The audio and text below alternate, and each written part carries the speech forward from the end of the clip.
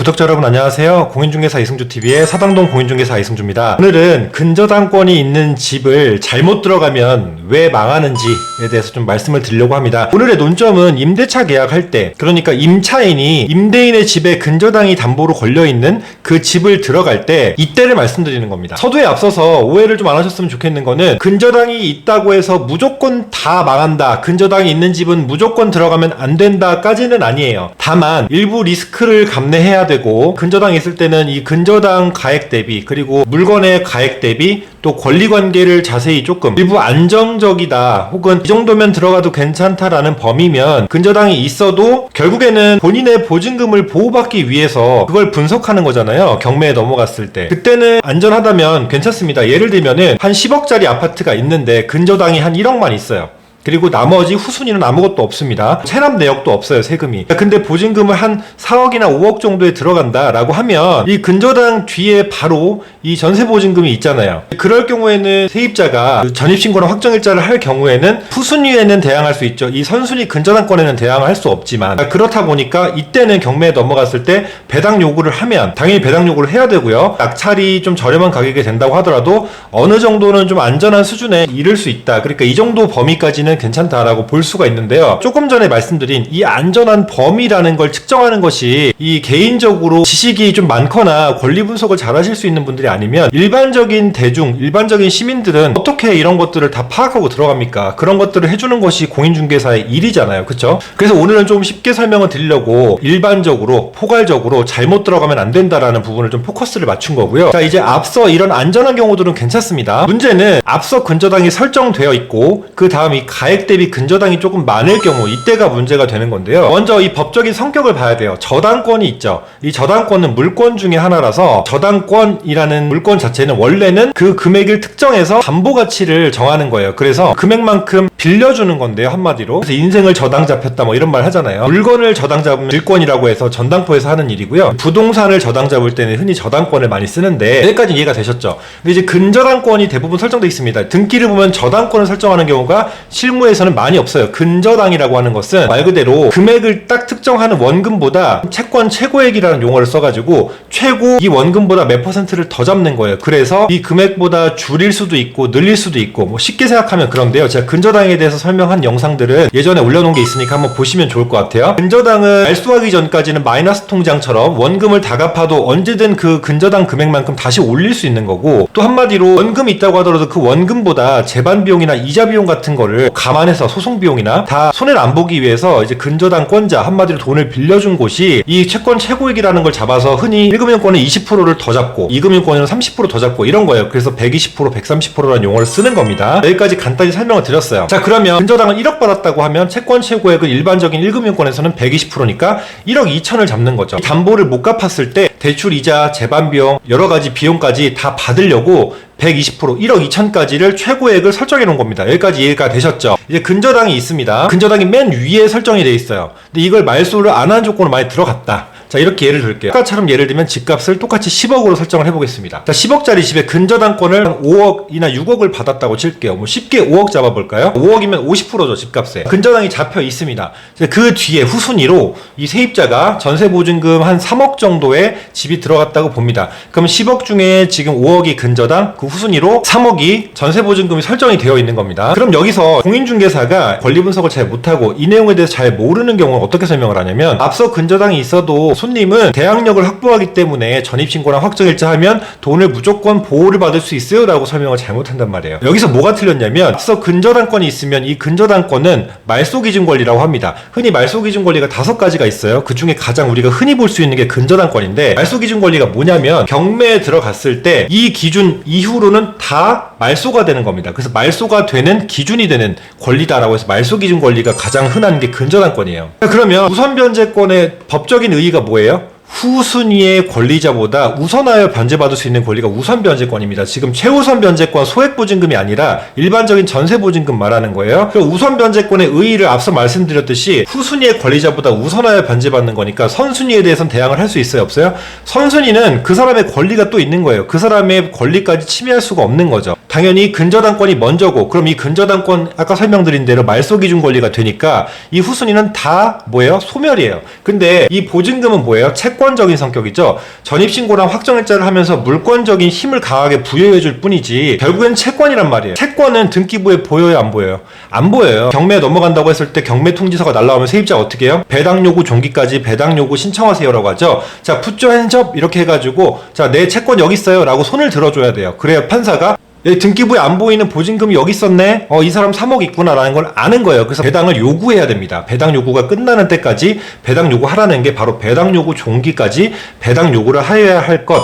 이게 바로 경매 시에 임차인이 해야 될 일입니다. 근데 이제 문제는 여기서 조금 전처럼 10억에 5억이 근저당이 있으면 3억을 보증금을 그래도 받을 확률이 어느 정도 있을 수 있다라고 생각이 들어요. 왜? 집값이 10억이니까요. 그쵸? 일단 근저당이 5억을 가져가요. 경매에 넘어가면 1순위니까요. 자, 물론 그에 앞서서 이제 정말 급한 세금이 전입신고 하기 전에 먼저 걸려 있었던 게 있다. 이런 게 있었으면 그게 먼저인데 우리가 전세 계약할 때 요즘에 어떻게 해요? 세금 체납 여부 확인하잖아요. 그래서 이걸 확인하는 거고요. 자, 그럼 세금이 체납된 게 없다고 가정하면 우선 변제권 5억 근저당이 있습니다. 그러면 그 뒤에 이제 3억을 전세보증금을 받아야 되는데 문제는 여기서 발생을 하는 거예요. 자, 이 10억이라는 기준이 어디서 나타난 거예요? 시세일 뿐이에요. 시세, 호가. 10억에 팔린 게 아니에요. 그쵸? 자, 그러면 경매를 이제 이 근저당권자가 임의 경매를 신청해서 경매에 넘어갔으면 5억은 무조건 다 받아갈 거 아니에요. 그쵸? 중요한 건 낙찰가액인데 낙찰을 지금 시세가 10억이면 경매하는 사람들이 10억에 살려고 경매에 뛰어듭니까? 아니죠. 자, 그러면 일단 이 최저 매각 가격이라는 게 결정되는데 이게 어디서 결정돼요?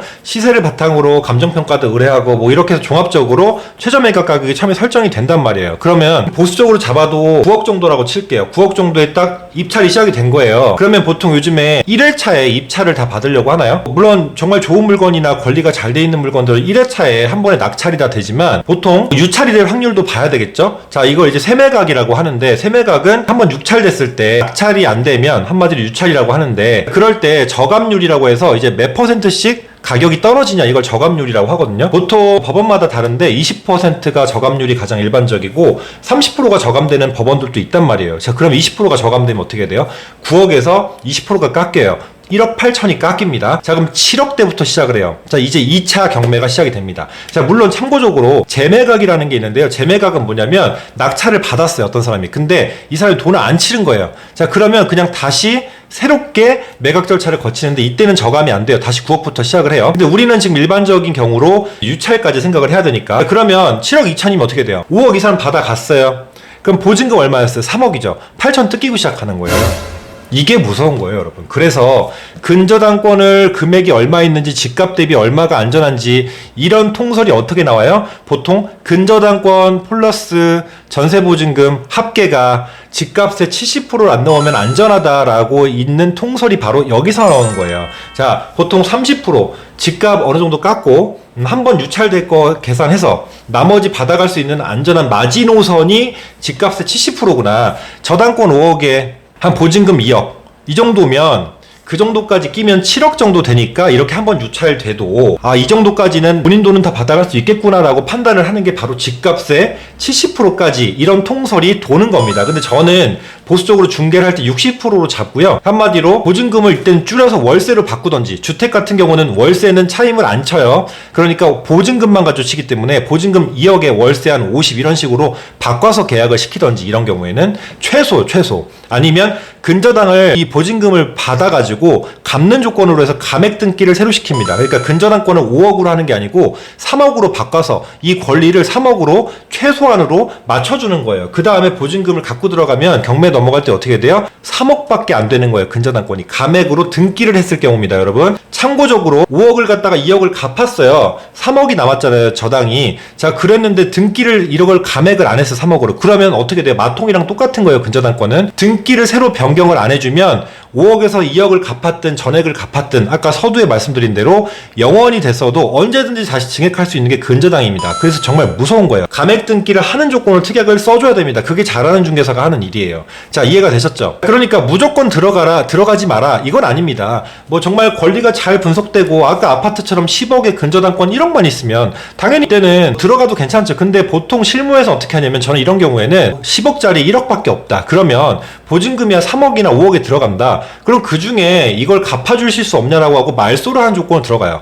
그럼 근저당권이 말소되면 어떻게 돼요? 말소 기준 권리가 사라집니다. 그쵸? 그리고 이 세입자의 보증금이 제일 1순위로 우뚝 섭니다. 그럼 말 그대로 1순위로 보호를 받을 수 있고 그 다음에 후순위로 저당이 잡혀도 후순위 저당권, 후순위 권리자보다 우선하여 변제받을 수 있으니까 대항력이 완전히 확보가 되는 거예요. 자, 그래서 근저당권이 있는 경우에는 대항력이 없어요. 그쵸? 그러니까 이때는 그냥 근저당권이 말소가 되면 이 보증금도 다 우르르 다 무너지는 거예요. 그러니까 배당 요구를 해서 받을 수 있는 돈까지만 받아갈 수 있는 게 바로 이 근저당권이 있을 때 무서움입니다. 여러분 아시겠죠? 보통 대출을 하거나 보증금 받을 때 어떤 조건을 해요? 비슷한 조건을 걸어요. 집값이랑 대출금의 합계가 60% 70%안 넘어야 될 거 이런 조건들이 있는데요. 왜 이런 조건들을 걸겠냐 이거예요. 돈을 빌려주는 사람들이 그리고 보증보험에서 보험을 보증서 주는 사람들이 이런 기관들이 왜 이런 조건을 걸겠냐고요. 안전하지 않으면 돈을 못 빌려준다. 그 사람들도 돈을 뜯길 것 같으니까 그런 이유예요. 그래서 애초에 대출이 안 된다. 위반 건축물 이런 요건 말고요. 용도가 달라서 말고 이런 권리적인 부분 때문에 한마디로 권리적인 흠결 때문에 보증보험이나 대출이 안 된다고 하면 오히려 아싸리 처음부터 여러분들은 아, 왜 안 돼? 짜증나가 아니라 고맙게 생각하세요. 권리가 오히려 지금 돈이 안전하지 않은 상태임을 워닝을 주는 거니까요. 차라리 그 경고를 무시하지 마시고 악착같이 집에 들어가려 하지 마시고요. 차라리 보증금을 줄이던지 그래서 월세로 바꾸던지 아니면 정말 월세가 너무 아깝잖아요. 일반적으로 사는데 그러니까 정말 월세 말고 전세로 들어가고 싶다면 1순위로 보호받을 수 있거나 이 근저당권을 감액, 최소 혹은 말소하는 조건으로 들어가는 거예요. 그래서 전세 들어갈 때 어떻게 해요? 전세는 집값 대비 전세가율이 매우 높죠. 그러니까 근저당이 있으면 다 어떻게 합니까? 중개사들이 계약할 때 이 근저당권을 보증금으로 갚아서 말소하는 조건으로 들어가잖아요. 그래서 이 근저당권을 없애버리잖아요. 그런 이유들인 겁니다. 물론 판례로는 이제 근저당권이 있는데도 적극적으로 이 집을 들어가라고 권유한 중개사에게 손해배상이 일부 인정이 되는 과실 비율이 인정이 되는 경우들이 있습니다. 하지만 과실 비율이 인정될 뿐 이 공인중개사가 전액을 책임지지 않습니다. 그렇죠? 그리고 여러분들이 대출을 받은 자기 때문에 대출을 받은 기관에서는 여러분들한테 돈을 상환하라고 청구를 합니다. 그럼 결국에 손해는 누가 봐요? 피해자가 보는 거예요. 이게 정말 슬프지만 안타까운 현실입니다. 현실, 법의 현실. 그러니까 여러분들은 죄가 없어요. 여러분들은 그 중개하는 사람을 믿고 거래를 하는 건데 그래서 그 중개사들이 제대로 거래를 못 해준 사람들 때문에 욕을 먹고 또 이 사기를 당하고 피해를 보고 적극 가담한 사람은 형을 치르기도 하지만 정말 잘하는 중개사 그리고 분석을 잘하는 중개사한테 집을 맡기고 중개사도 당연히 법적으로 뭐가 있어요. 전문적으로 일을 하는 자격사들은 다 신의성실의 원칙이 있잖아요. 그래서 신의성실의 원칙을 잘 지키고 일을 해야 되는데 실무상 그런 분들이 많이 있는데 안 그러는 분들 때문에 이제 전체적인 이미지가 많이 안 좋아졌죠. 그런 잘잘못을 지금 얘기하는 것보다는 이 권리만 가지고 봤을 때 근저당이 있을 때 한마디로 비율을 잘 봐야 된다. 그게 정말 중요한 겁니다. 근저당권이 가능하면 없애는 조건으로 집을 들어가시는 게 좋고요. 보증금이 높을수록 더 그래야 되고 보증금이 높을수록 전세금을 지켜야 되는 리스크가 훨씬 더 중요하니까 그럴 때는 근저당이 없거나 말소하는 조건으로 들어가시는 걸 강력히 추천드립니다. 결국에는 보증금을 못 받으면 뭘 해요? 어떤 절차를? 경매 절차를 거치는 것 때문에 지금 경매에서 본인의 권리가 어떻게 보호받는가 이게 중요한 겁니다. 물론 보증금을 제때 안 내어주면 또 어떻게 해요? 임차권 등기 명령하고 그 다음에 경매 신청하잖아요. 강제 경매, 그쵸? 자, 그래서 이런 순서대로 할 때 근저당권이 있으면 결국 근저당권을 먼저 줄 수밖에 없는 거예요. 지금 우리가 예를 들어서 근저당권이라고만 했지만 말소 기준 권리는 크게 5가지가 있다고 했습니다. 다른 권리가 들어있을 수 있어요. 뭐 압류 같은 것도. 근데 일반적으로 근저당권은 있어도 들어가는 경우가 많은데 압류는 단어 자체가 주는 이미지가 어때요? 훨씬 더 안 좋죠. 압류니까. 그러니까 압류는 애초에 안 들어간단 말이에요. 근데 근저당권 들어가는 경우가 많아요. 그래서 제가 설명을 드린 거니까요. 이 내용 꼭 명심하시고 도움 많이 되셨길 바랍니다. 오늘 영상도 여기서 마치도록 하겠습니다. 다음 영상에서 또 만나도록 할게요. 감사합니다.